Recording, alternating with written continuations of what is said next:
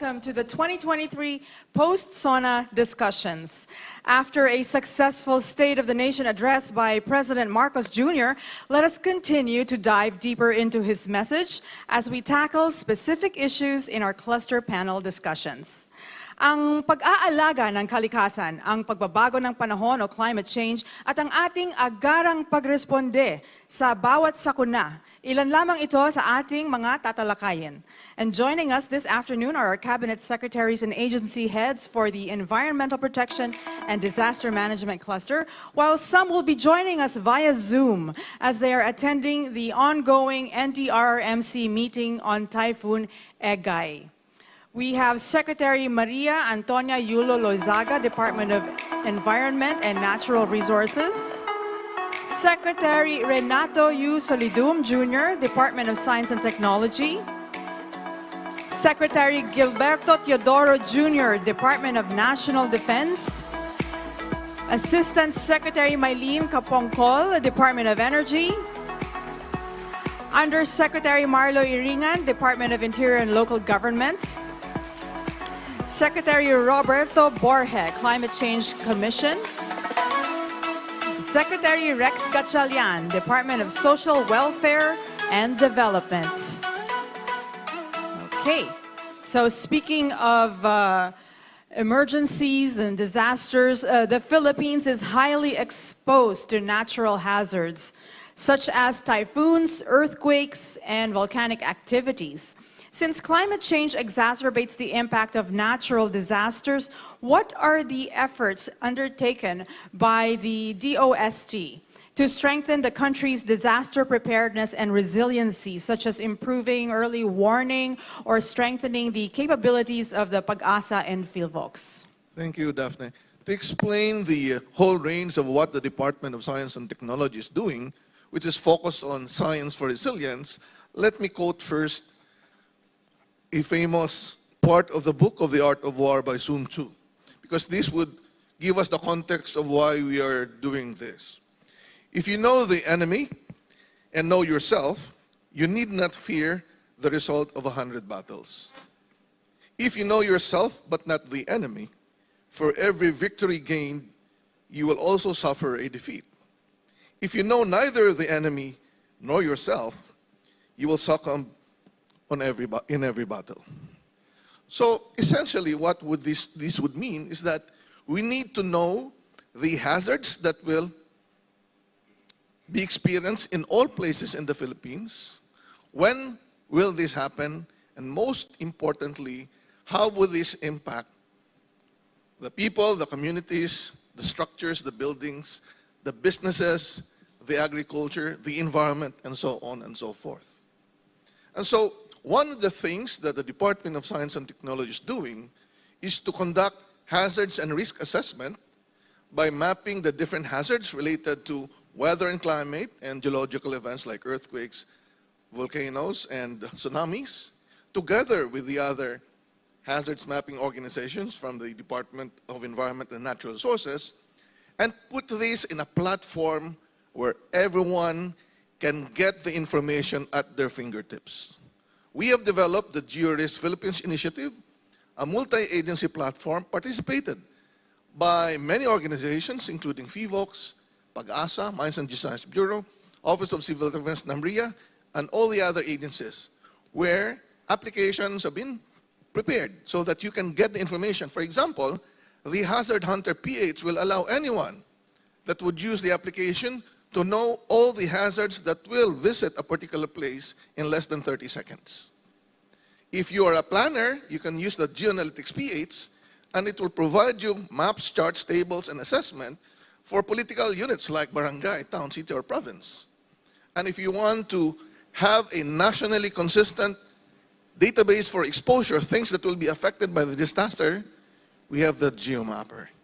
So all of these are now available for use because the GeoRisk Philippines Initiative is the government's platform for sharing hazards and risk information for better, more accurate, and updated hazards and risk assessment. That's knowing your enemy. The second is, when will the enemy strike? Hence, we need to establish monitoring systems for weather and climate, for earthquake, volcanoes, and tsunami, and landslides. So Pag-asa has been developing their Doppler radar systems. Last year and this year, under the President's term, we have inaugurated the most modern solid-state Doppler radar. And so we now have around 19 Doppler radars, and this is actually more than enough because some are for redundancy. We have more flood forecasting and warning centers and synoptic stations. For FIVOX, we have at least 120 seismic stations and many tsunami alerting stations. And on volcanoes, we can actually monitor the activities of the volcanoes anywhere we are, from our homes, from our offices, even if we're traveling. So science has improved the detection of what can happen. But how do we relate what we do in this weather and climate systems that are happening now versus climate change? We have to understand that at the Department of Science and Technology, our framing for present and near future hazards and global warming should be in a form where whatever we do now will impact how we prepare for the long-term global warming. There is one continuum process. Climate change is not separated from what we do.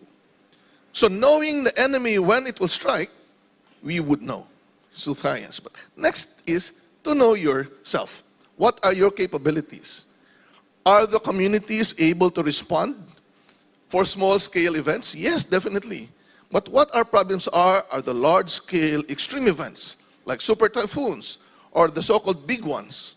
So we have been developing scenarios so that our communities, our government, can be prepared for extreme disasters that can really impact not only a city, town, province, or even the whole country. So how do we actually help other organizations prepare? We have developed, out of the Juris Philippines platform, the first ever automated planning for recovery.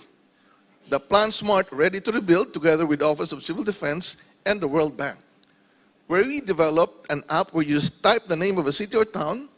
It will prepare the socio-economic physical profile, the hazard maps, the exposure, the possible impacts. And what you do is to look at intervention options appropriate to the impact that has happened, and just using down-drop menu options, you select the intervention and push a button, the app will prepare a recovery plan for you. This will revolutionize the planning for recovery, which would usually take months because a local government would need to find an expert, hazards assessment expert, a geographic information specialist expert, and a person who can write good English. But the app can do it all for you. And so this would now make things easier for all the rest, because the key to disaster resilience is planning, and the key to planning would be information and data shared across agencies. Now, we need to communicate the risk after we understand. So to prepare ourselves, people have to be informed by sharing an online platform called Project Maganda. And of course, I will make an announcement that tomorrow, starting tomorrow until Saturday, DOST will lead an exhibition of all the technologies that we have for urban risk. This is the Handa Pilipinas exhibition, the first leg of a nationwide tour. We will have one in Cagayan de Oro for Mindanao, and another one in Tacloban by November during the Yolanda celebration. So this will showcase the innovations done by Filipino experts, by DOST, the inventors, and our partners. Lastly, when the disaster happens, then we need to assist all the other agencies by providing them science, technology, and innovation solutions to manage the disasters or even combat global warming by lessening the greenhouse gas emission through our electric vehicles. But definitely, science can be an input to all what we have. So, know your enemy and know yourself. For sure, we will win all battles. Thank you very much. Thank you, Secretary Solidum. Let's, okay, from science and technology, let's go to energy. The administration is eyeing to tap nuclear energy to beef up the country's power supply and ensure energy security. For the DOE, what is the government's plan and strategy to ensure the highest standards of safety, security, and safeguards for the use of nuclear energy in the country? Thank you, Daphne.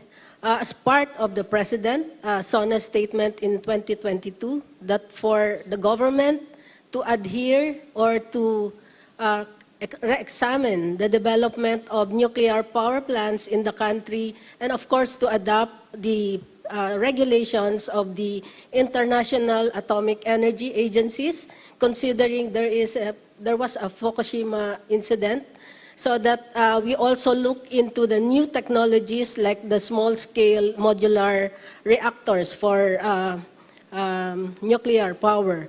The Department of Energy spearheads the nuclear energy program with the creation or establishment of what we call the Nuclear Energy Program Interagency Committee, which is composed of the various government agencies in charge of providing support and standards for nuclear energy development in the country.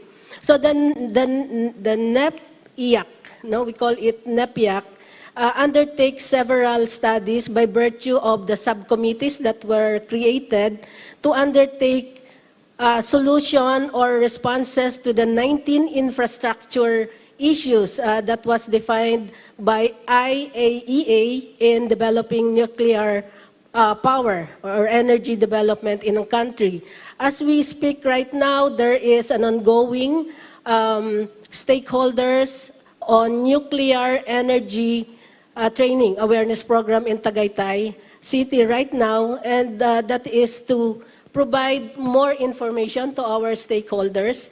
Our NEPIAC also is working with Congress in the development and formulation and enactment of law that will spell out the policy, legal, and regulatory framework for nuclear energy program in the country, and that would include the creation of an independent, strong regulatory body for nuclear. Also, we are now spearheading also the development of what we call the nuclear energy roadmap that will encompass all the requirements of the 19 infrastructure projects.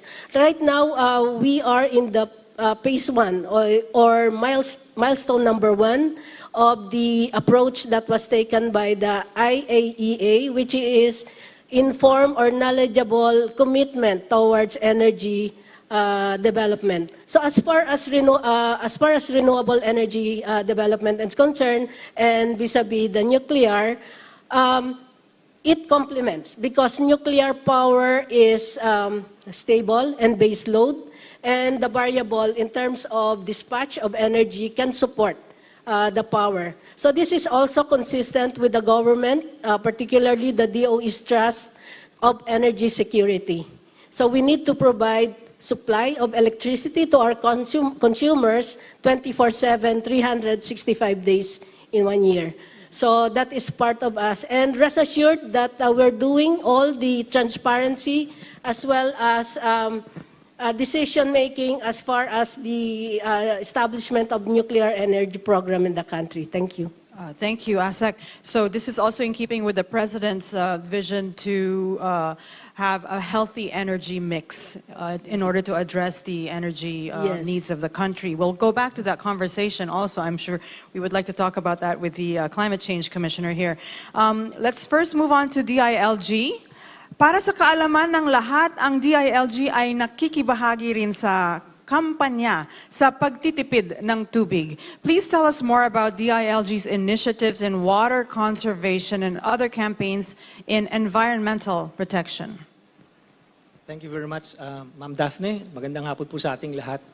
Much earlier when we received the advisory from DOST Pag-asa that we'll be experiencing El Nino in the coming months, upon the directive of our Secretary, Attorney Benjamin C. Abalos Jr., the DILG issued a memorandum circular for the guidance of all our local government units. Particularly, we urge our local government units to come up with policies and enact ordinances for the prudent use of water. Because we believe that, we know of course that with El Nino, the result will be less rainfall, which would further result to less stream flows and groundwater, and it will practically affect our supply of water. So part of the guidance that we gave to our local government units is to come up with policies and ordinances for the prudent use of water. Particularly, we highly encourage our local government units to allow water concessionaires to fix leaks in water pipelines. Now, even while the permits for the digging of the roads is yet to be issued by local government units.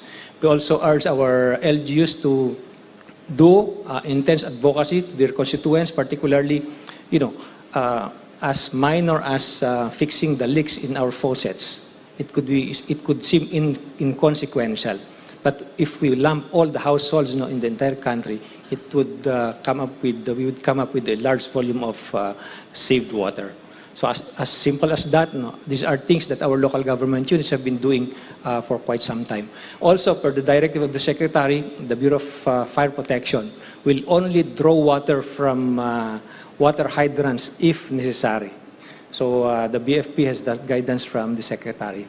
On environmental protection, the DILG is a key agency in the implementation of the Supreme Court decision to have a Manila Bay clean-up, recovery, and rehabilitation. We have 187 local government units, which is within the Manila Bay area. And part of our collaboration with our local government units and other national government agencies is the conduct of yearly environmental compliance audit. So the last audit that we came up with resulted to like 181 out of 187 cities and municipalities have come up with their sewage and septage management ordinance. 88% of the business establishments, 89% of the factories, and 77% of households have already established their sewage treatment plant or have their own septic tanks. 181 local government units have already their approved solid waste management plan approved by the National Solid Waste Commission, and 165 local government units have already their material recovery facility. These initiatives would contribute to addressing the factors and the practices that contributed to the degradation of Manila Bay. So as I mentioned, in coordination with other national government agencies, we will be monitoring the adherence to these policies by our local government units, and we do it yearly. Thank you. Thank you, Undersecretary. At this point, we are now joined live by the Secretary of the DANR, Maria Antonia Yulo Loizaga, and Secretary Gilberto Teodoro of the Department of National Defense, who are both currently at the Department of National Defense, managing the situation with Typhoon Egay. Thank you, sir and ma'am, for joining us. We know your time is very limited at the moment, so I'll get right into the discussion. First question for DENR Secretary. The President said, considering its fundamental importance, water security deserves our special focus.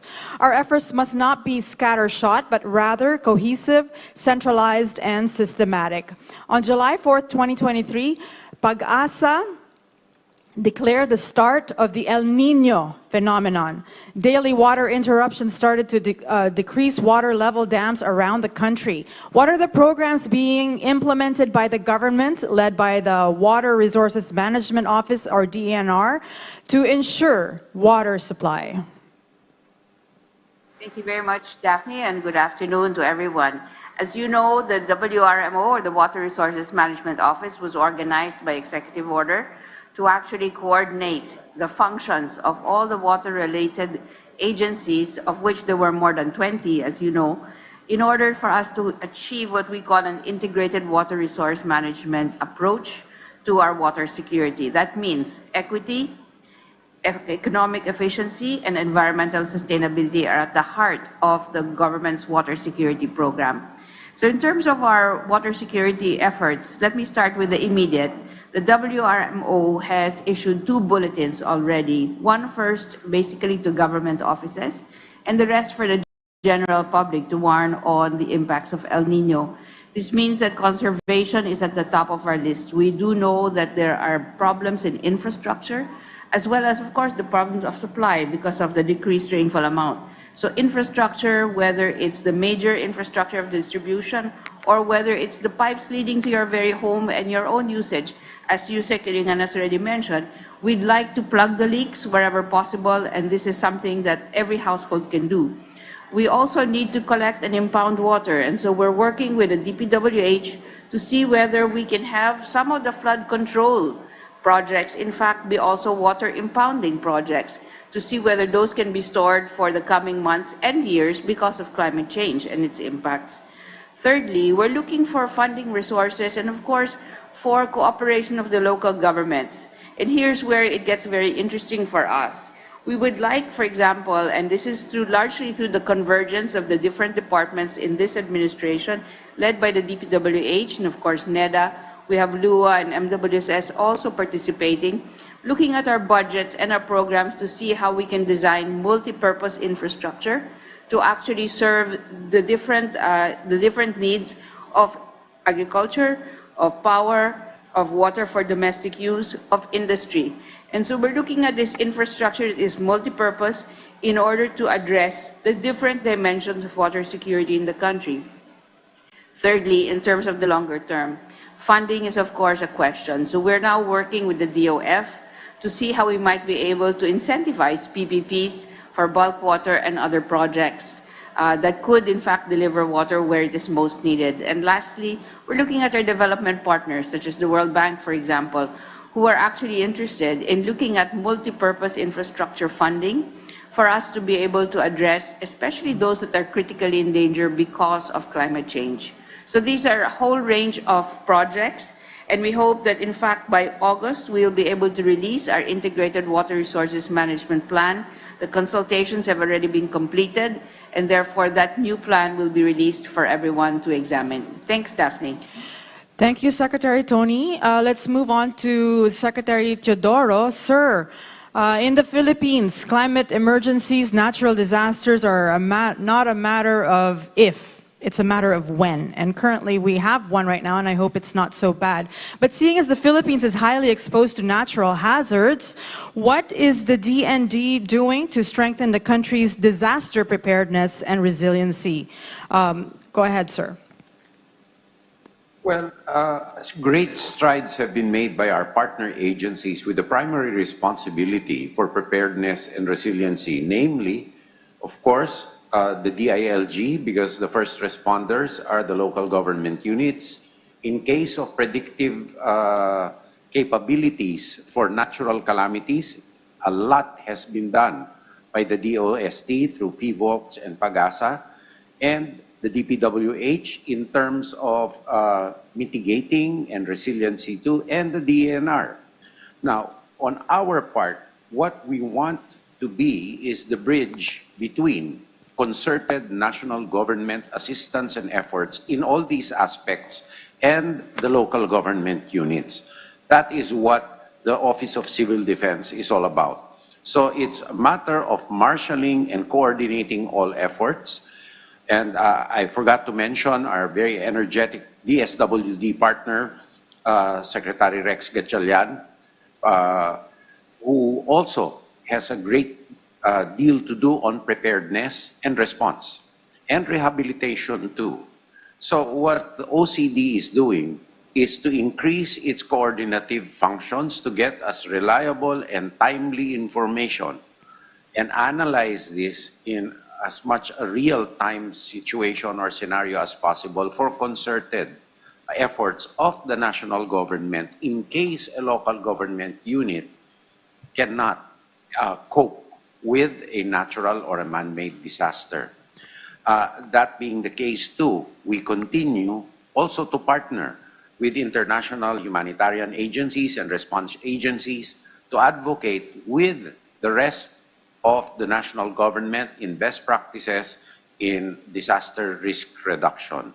That being said, in the DND proper, the Armed Forces of the Philippines do does big share of helping our people in times of crisis and in terms of delivering basic goods and services when communities are isolated, as we see now.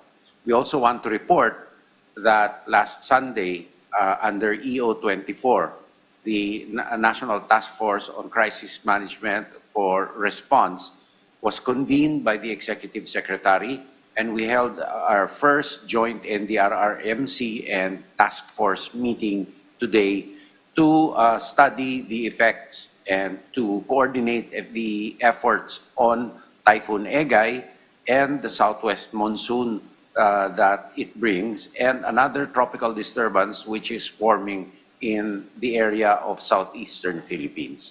Thank you, Daphne. Thank you, Secretary Teodoro. Right now, let's move to DSWD. Okay, the President said we have learned many painful lessons from past disasters. We continue to be alert and prepared in our disaster response. It has, in fact, been commented that sometimes we are over-prepared for such natural disasters. To continue that, we are reorganizing our response teams to make them more adaptable, agile, and effective in times of calamities and crises. With a clear unity of command. What are the efforts undertaken by your agency to ensure immediate and faster delivery of relief assistance and services to the affected communities, DSWD? And feel free to come in again, Secretary Teodoro or DILG as well. Well, Daphne, you'll hear this word over and over again in our programs, handa, prepared. In the department, in DSWD, we encapsulated our program in a program called Buong Bansa Handa. We believe that disaster preparedness and response is not just the government's responsibility, but it's every single Filipino's responsibility. Now, for the department, at least we are in charge of the response, making sure that the immediate needs or the immediate relief will be there, the humanitarian side of it. And DSWD has formulated a plan based on the President's instruction to come up with fail-safe mechanisms for our supply chain.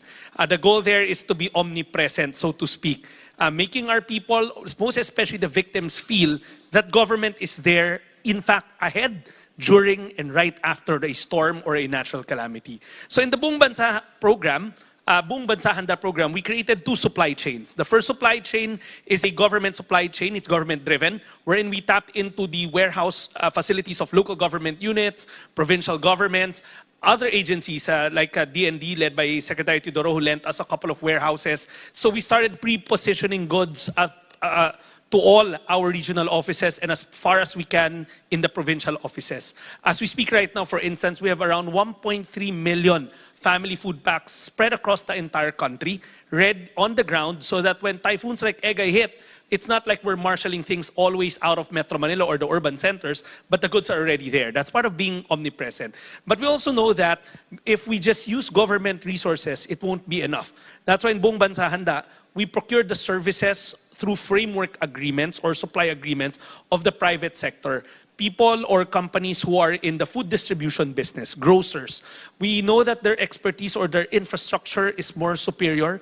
We plotted out their presence nationwide, and they can fill in the gaps where we don't have government facilities or warehouses. So we're in the process of procuring that, and it should come to a fore very shortly. That will complement the government-driven supply chain line that we created, and thereby now creating 2 supply chain lines. One, government-driven, the other private sector-driven. We'll lean on these 2 supply chain lines to make sure that government relief efforts or government relief packs are spread across the entire country as widespread as we can, because that's about being prepared, getting the private sector involved, as well as making sure that government is omnipresent in the farthest areas of the country where a disaster can strike anytime.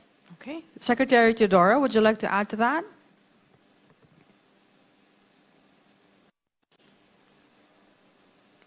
Add that the coordination between the Department of Social Welfare and Development, of course, anchored on the much improved predictive capabilities of Pag-asa and PhilVox, has allowed us to adequately plan beforehand and marshal our resources more efficiently in order to serve our people in a faster manner.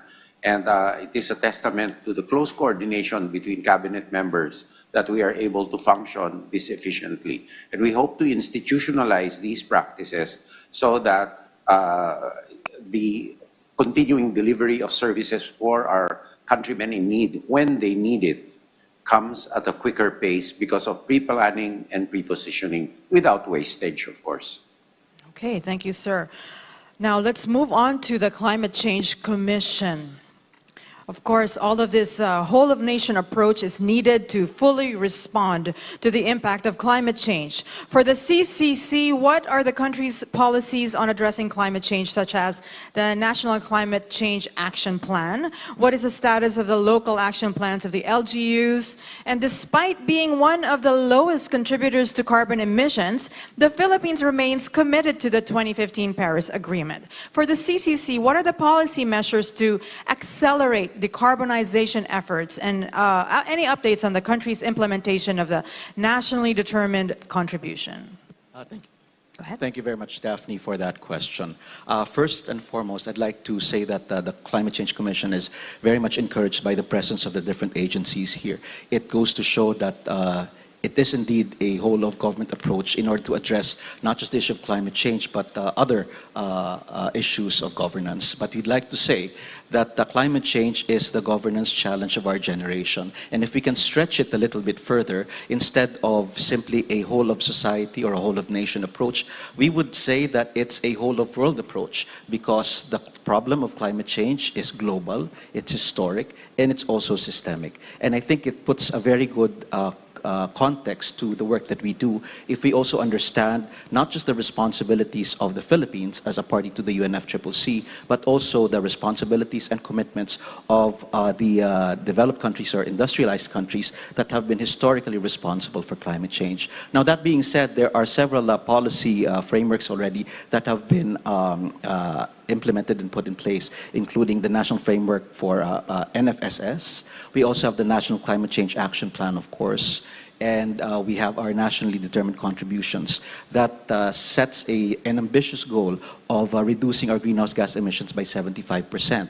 But again, we have to understand that the 75% reduction is dependent on more than 72% is dependent on the assistance being given by our partner countries in order to reduce our greenhouse gas emissions.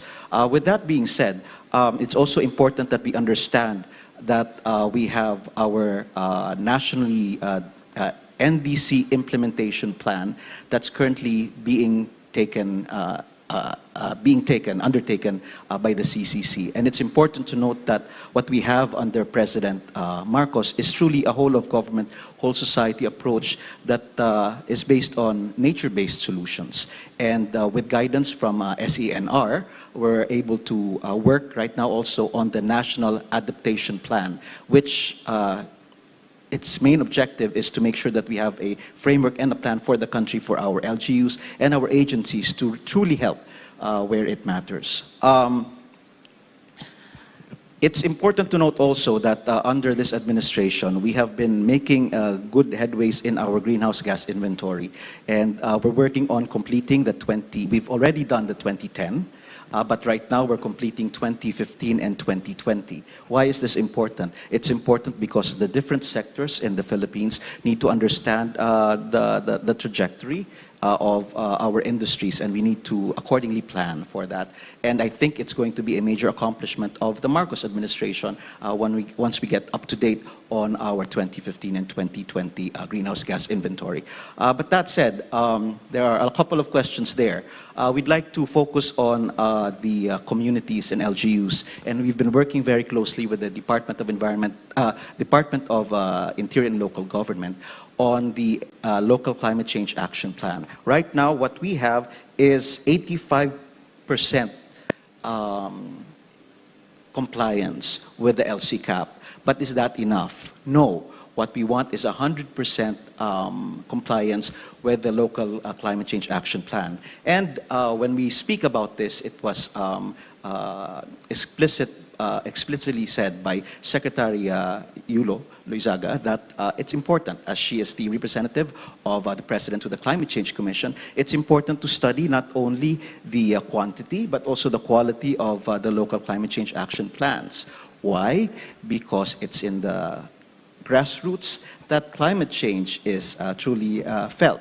And what we're doing right now, together with the DILG, is to make sure that the submissions are both qualitatively and quantitatively good. So these are some of the measures that we have under President Marcos that we're working on in terms of strengthening the actions for climate change. And might we say again, that it's important for us to really understand that when we talk about climate change, it's the lives and the livelihood and the future of our country. And President Marcos has been very clear on his vision and marching orders for this. Thank you, Commissioner Borge. You mentioned the National Adaptation Plan and its the importance of the LGUs, and of course this is all anchored with the DENRs. So let's go back to Secretary Loizaga.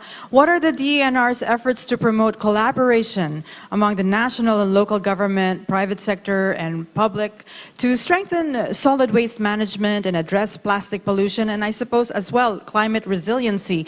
Any focus on mitigation and adaptation measures? Let me start with the solid waste question. As you know, we do have a national solid waste management law, and all the LGUs are mandated to submit their plans to the council, which is the National Solid Waste Management Council.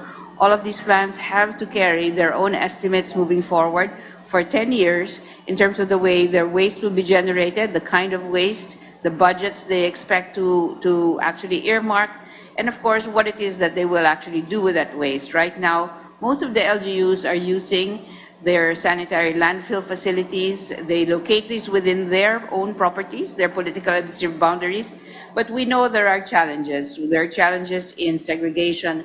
There are challenges as well in identifying land that will be suitable for these landfills. So there are new solutions that we're beginning to look at. Some of the LGUs have now been working with cement companies, for example, that use the solid waste in their co-processing in order to use that as fuel for their own generation of their product. What this does for cement companies, it decarbonizes them slowly, but what this does also for the LGUs is it gives them a solution where they are short of land and short of technical expertise to actually handle their solid waste problems. Now, on the private sector as a whole, and this is where it gets very, very important, that this administration has actually seen the passage into law of the Extended Producers Responsibility Act. Now, that requires all producers using plastic packaging to collect their packaging at the rate of 20% a year until they reach 80% collection. The accountability and the responsibility for the recycling, and the reduction of their plastic packaging now is in the hands of those that are actually producing and using the plastic packaging. This is very important because at the end of the day, we know that we cannot collect all of this plastic packaging and, of course, dispose of them adequately because plastic doesn't degrade. Depending on the type of plastic packaging that you use, it will take hundreds of years before you can actually be rid of it. So the private sector's responsibility is very, very important in this whole effort, but we need to work with local governments as well. It is very much a multi-stakeholder, whole of government, whole of society effort in order to address plastic waste. And here's where we need to also, at this point, begin to think of who are involved in the solid waste management sector and make that an industry in itself. Why that's important is this.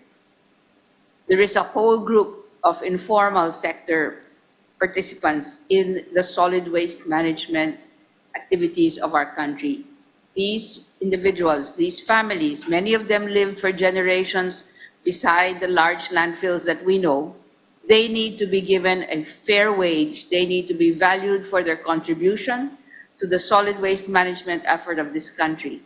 And that means they need social protection, they need the just pay that they actually should receive, and they need occupational hazard and safety training in order for them to actually be more protected against the hazards of this actual profession. So let's not forget that the private sector, the local governments, they're key actors, but we need to also include in this particular problem of solid waste management the role of the different partners and contributors to what we see as a value chain for the solid waste management industry, if you will, and to give those sectors a fair wage and the social protection and the benefits that they need. Lastly, I would like to say that marine plastic litter is a big issue for us. We are now baselining and actually looking at methodologies as to how we can baseline our marine plastic litter. The development partners have been very, very generous with us in trying to work with us, not just the UN agencies, but organizations like the World Economic Forum. We are working with all of these groups in order for us to establish the baseline for marine plastic litter, and then look at the methodologies for us, not just to be picking it up when it's already in the ocean, but of course to prevent it from actually reaching our rivers and streams. This is a whole of society effort. It can't just be the government. And we look across our different department partners as well as the local governments vertically to help us in this regard. Thanks, Daphne. Thank you, Secretary Loizaga. Sabi nga ni Pangulong Marcos, we can never lose sight of our responsibility to the future. The economic agenda cannot and will not ever be incompatible with our climate change agenda. Climate change is now an important criterion in our integral national policies in planning, decision-making, up to the implementation of programs. And with that, maraming salamat sa ating panel ngayon. Thank you especially to Secretary Teodoro and Secretary Loizaga, who's currently handling a disaster management situation. Thank you so much for joining us today. As we head on full speed to a modern and bagong Pilipinas, disaster resiliency, dealing with climate change, pushing for clean energy production, and government assistance during times of calamities will remain key areas for our sustained progress. Through, of course, our dynamic environmental protection and disaster management cluster.